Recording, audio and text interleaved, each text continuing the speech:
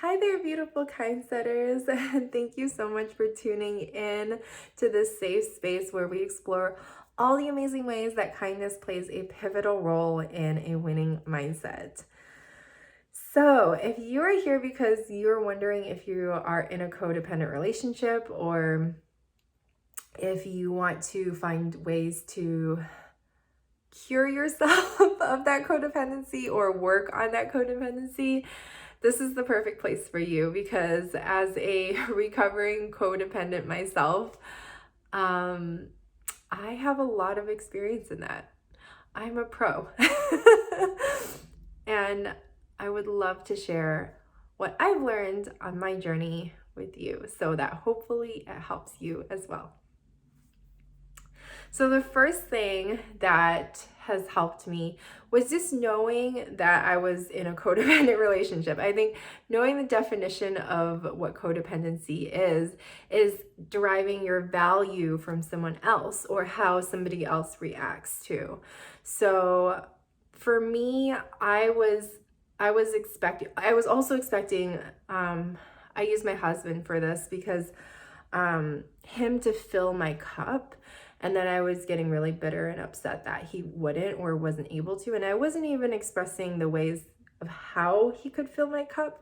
I was giving him general things like, I want compliments, or I'm a words of affirmation person. Do that. But then I realized that I was relying on him to show me my worth or confirm my worth or give me my worth, and that wasn't healthy at all. And then I was bitter at him, and then he would wonder, what did I do? And then he would feel like he wasn't doing anything right. And so you can see how that would feed into a really bad cycle when he just wanted me to be happy. I wanted me to be happy. I wanted him to be happy, but I wasn't vocalizing what that looked like to me. And I wasn't doing it for myself. So that leads me to my second point, which is do for yourself what you know you deserve. And so for me, that was encouragement. I needed him to encourage me. And when I didn't get it, I would think of all the other wives that got it from their husbands and think of, why didn't I marry someone like that? And I don't even know the full story of those other wives, them. I don't know who they are. But just in my head, like this perfect husband complimenting the wife all the time and reading her mind and just being perfect, obviously. And I wasn't defining that for what that looked like for me because I could give myself the encouragement. And when I started filling my own cup and giving and sitting down and writing and seeing how amazing I am, and not just that. I mean, that sounds really cheesy, but I am amazing, and so are you. and we should see that all the time. But it was even more like, when I'm down, when I'm not feeling good, or when I'm feeling discouraged and I'm like judging my husband for not giving me compliments, taking a step back and being aware of that. So that was hugely encouraging for me because I was like, oh, wow, look at you. You're actually looking at things from different perspectives now. You're not doing things the way that you did it before. So just like that kind of encouragement is that like you are like, I mean, it could be like your eyes are sparkly today, or like you look amazing in that dress. It could be that too. But it could be just everyday things that I noticed about myself. Like, wow, I did not react that bad to what I normally would have reacted to. And I more responded than reacted that time. It's like I surprised myself. That was great, Danny. But it's like everyday things, noticing those little, like genuine little things. Wow, you completed that work, or you got the numbers to reconcile. That's great.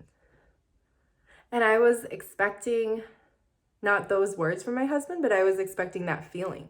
But when I realized that I could get that feeling for myself and know that God has blessed me with all these gifts to explore, I wasn't expecting him to do that to me as much. And then I didn't need it from him. And when you need it from someone, then they will feel manipulated and controlled because you're like trying to force something out of someone that they don't have within them to give. But if you can draw that out of yourself and nurture that side of yourself, then you will be overflowing in that area and you won't feel the need to get that from, like, you won't be pressuring someone else to give you what you like. It takes you having introspection and realizing what it is that you need first.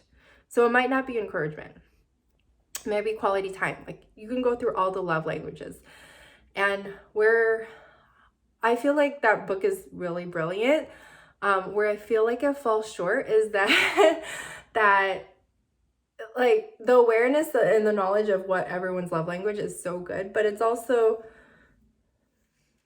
what if that person isn't capable of doing that at that time? What if that person is going through something?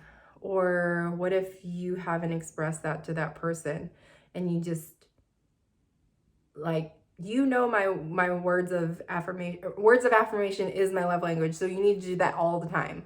And I don't need to remind you, you know? But what if you know that about yourself?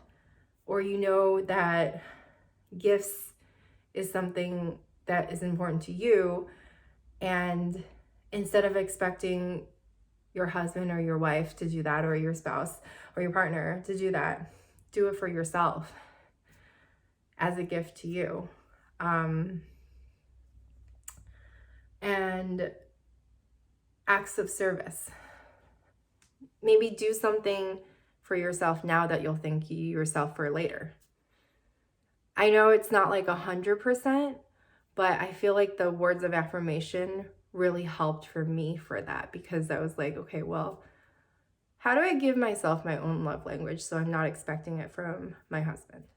Because I feel like he does feel a lot of pressure when I get angry over it. I mean, it's unfair. It's just honestly unfair that I was putting that pressure on him. Whereas, yeah, in a way that he should know that and do that automatically, but everybody is at a different path, place in their life. And that's perfectly okay. And we still are called to love them where they are. And that love is transformative, and that love is influential. It's not controlling love. So that was huge for me. And the third thing is that just giving them room to process. I think with my husband and I would like jump down his throat if he didn't respond the way that I wanted to, or respond right away, or give me a response that he didn't want. And also, there's like two sides of this. So also, when he would get upset over things, I would need him to be okay right away. But they're processing the way that they're processing. And however they feel about themselves right now, if they're going through a really hard time, going through a depression, it's not a reflection of who I am. And I think that is really a huge realization for me, is that what he's thinking does not have to be what I'm thinking. And what he's feeling is his own responsibility to take care of. And I can't keep trying to walk on eggshells to make him happy when he has to figure that out for himself. So when I was walking on eggshells, I felt like I couldn't say anything, couldn't do anything. I felt like I couldn't be myself. I felt like I had to say yes to everything so that he would be happy. And that just in turn made me a very bitter person, because I was like, I'm sacrificing everything for you to just stay calm. and then that just created a lot of turmoil, because he's like, you're not happy at all. And I wasn't expressing myself the way that I needed to express myself. And the cure for that for me is I'm still learning it, because it's a lot of awareness too. It's like, hey, I'm doing this again. Not to beat myself up over it, but it's like, oh, this is my old pattern of being. I'm doing this thing that I used to do where I wouldn't say anything to keep the peace. But I think I have to say something now. So let me support myself and get myself in the place of whatever his reaction is, whatever he has to process, I'm still going to say what I'm going to say. It's like, I need my time in the morning. I need my time at this time. So you can take our daughter. I need this time. But before I was like, let me pile everything onto me. Let me do everything for you so that you have more free time to find out who you are, or like, or, not find out who you are, but be happy. But that's not my responsibility. My responsibility is, and then I would let work pile up and then I would be pressured there. No, my responsibility is to make space for myself, that I'm sane. So that I'm also modeling to our kids that that I do deserve this time for myself. And I do deserve to, voice what I need.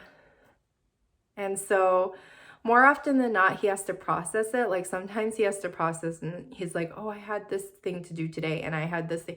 So then we would get caught in this thing like, I took her the whole week or whatever, like the whole month, and then you have something to do today. It's like, I wait till the very last minute to ask for something because I'm afraid of just discomfort of him having to process and move stuff around for his schedule. Or stress for him. But that's not healthy at all, because I'm creating even more stress and it comes out in very, very unhealthy ways, because I'm like, you are doing so much for yourself, and then I ask you to do this one thing for me, and then this is not like what actually happened. This is just the story that I'm telling myself. But I ask you to do this one thing, and then you have to move stuff around in your schedule. You just have to say yes. So that was a conflict that we had a lot. And I realized that when I started putting in time for myself and even respecting my boundary and not going back on my word, like if I have time for myself that I fought for, that I spoke up for, then I should honor that and not be like, oh, you look stressed, let me take that back. He's dealing with his stress. I'm dealing with my stress. I don't have to take his emotions and his stuff off his plate, because then he will feel babied. He won't feel like he has any responsibility. And then when I'm overwhelmed and I explode, then he'll be confused, or he'll wonder, why did you do it in the first place if you're just going to use it against me? So I really hope this had gave you some insight. It's not about beating yourself up for things that you're doing.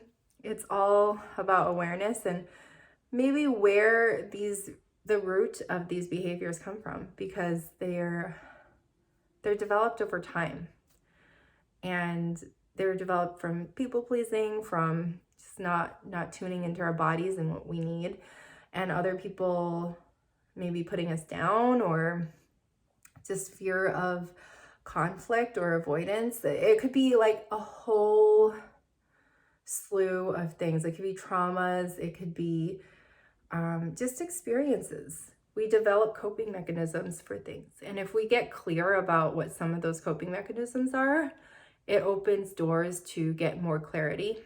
And we do that with kindness. We don't do that by saying, "Oh, I'm doing this again. I am in such a bad relationship. What is wrong with me?" Because if we ask ourselves those questions, our subconscious mind will answer those questions with answers that aren't productive and they're not healthy and they don't serve us. So if we start to ask ourselves different questions like, how can I learn more about codependency? How can I learn more about being my own person, having more confidence in setting boundaries? How can I learn more about interdependent relationships? That is a really big one. Interdependent relationships versus codependent relationships. I did not know that there was a difference. I just knew that I was in a dysfunctional relationship. But interdependence is a very good direction to go in. And I will make another video about that next time, the difference between codependency and interdependence. Interdependency. But yeah, thank you so much for watching. Be kind to yourself. You are beautiful. You are blessed. And when you're kind to yourself, the world becomes a much kinder place for you and everyone else in it. God bless.